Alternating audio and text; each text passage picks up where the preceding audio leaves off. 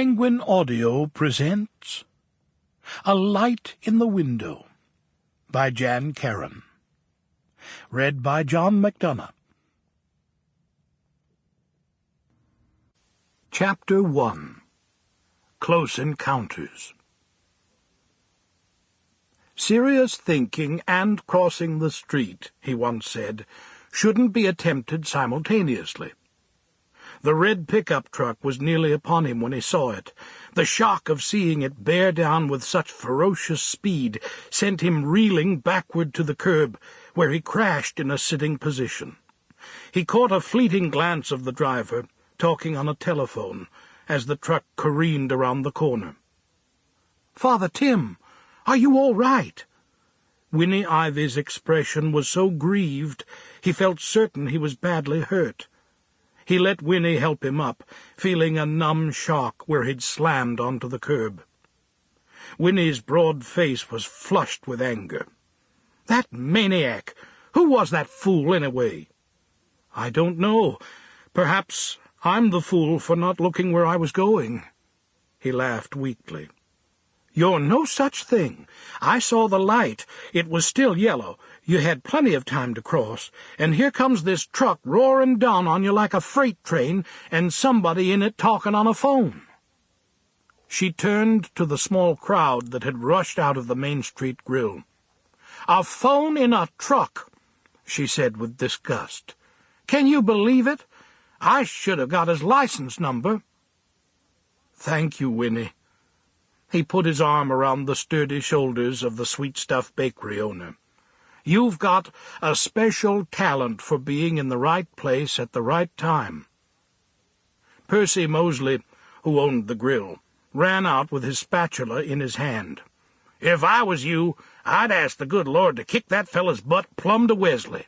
Them poached eggs you eat are now scrambled." The rector patted his pockets for the heavy office key and checked his wallet. All there. "No harm done," he assured his friends. The incident had simply been a regrettably dramatic way to begin his first week home from Ireland. Though he'd spent the summer in Sligo, he found on returning that he hadn't, after all, missed summer in Mitford. His roses bloomed on. The grass lay like velvet under the network of village sprinklers, and parishioners were still leaving baskets of tomatoes on his porch. As he came up the walk to the rectory, he heard a booming bark from the garage. It was the greeting he had missed every livelong day of his sojourn across the pond. Since returning home less than a week ago, he had awakened each morning to see Barnabas standing by the bed, staring at him soberly. The inquiry in the eyes of his black Bouvier-cum-sheepdog companion was simple. "Are you home to stay, or is this a joke?" He walked through the kitchen and opened the garage door, as Barnabas, who had grown as vast as a bear during his absence, rushed at him with joy. Laying his front paws on the rector's shoulders, he gazed dolefully into the eyes of his master, whose glasses fogged at once. "Come now, old fellow, slack off."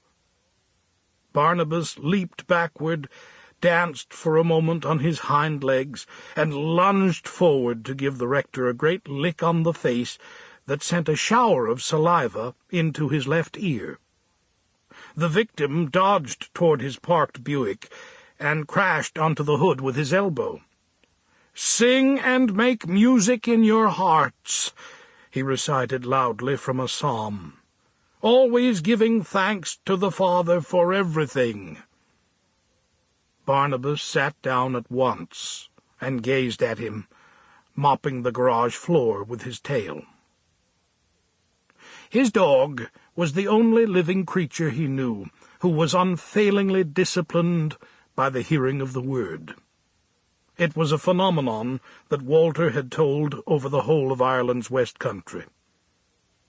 "Let's have a treat, pal. And you," he said to Dooley's rabbit, Jack, Sample complete. Ready to continue?